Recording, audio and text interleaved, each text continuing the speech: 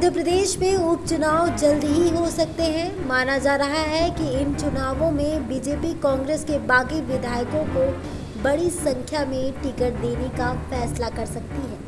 चलिए बताते हैं आपको कि बीते सालों में बीजेपी ने दूसरी पार्टी के जिन बागियों को टिकट दिया है उनका प्रदर्शन कैसा रहा है। ज्योतिरादित्य सिंधिया के कांग्रेस छोड़कर बीजेपी ज्वाइन करने के बाद अब मध्य प्रदेश में 24 विधानसभा सीटों के लिए उपचुनाव होने हैं। माना जा रहा है कि बिहार विधानसभा चुनाव से पहले ये महत्वपूर्ण राजनीतिक लड़ाई होगी। सिंधिया के कांग्रेस छोड़ने के बाद एक कई विधायकों ने इस्तीफा दे दिया था, जिसकी वजह से कमलनाथ सरकार गिर गई थी। अब दोनों ही पार्टियां एक दूसरे को उपचुनाव में पटखनी देने की तैयारी में है। बता दें आपको कि अब कयासबाजी की जा रही है कि कांग्रेस छोड़कर पार्टी ज्वाइन करने वाले कितने विधायकों को बीजेपी टिकट देगी।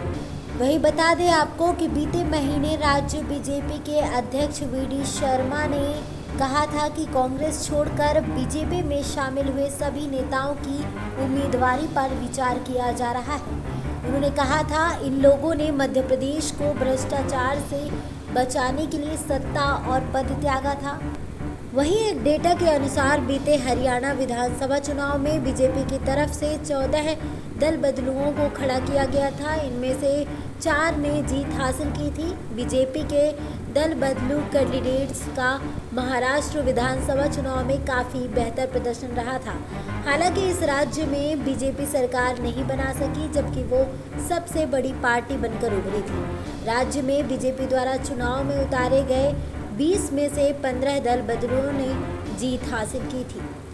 इसी तरीके से झारखंड में भी बीजेपी ने जब दूसरी पार्टी के बागियों को टिकट दिया तो सफलता प्रतिशत काफ़ी बेहतर था।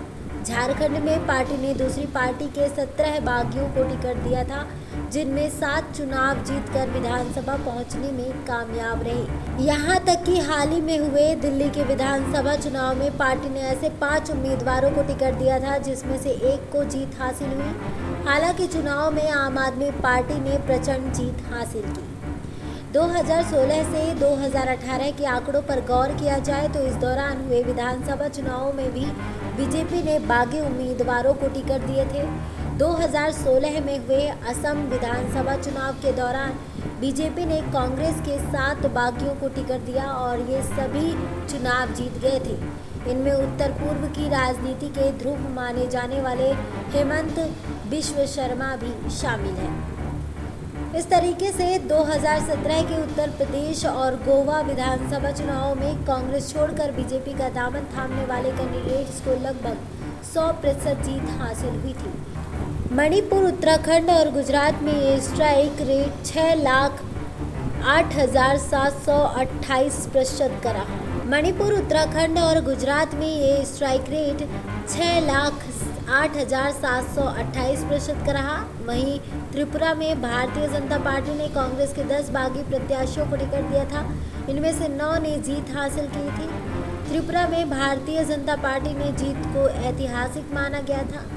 पार्टी ने त्रिपुरा में कम्युनिस्ट पार्टी के 25 साल पुराने शासन का अंत किया था। इसे प्रतीकात्मक जीत माना गया था और देश भर में बीजेपी कार्यकर्ताओं ने इस जीत का जश्न मनाया था।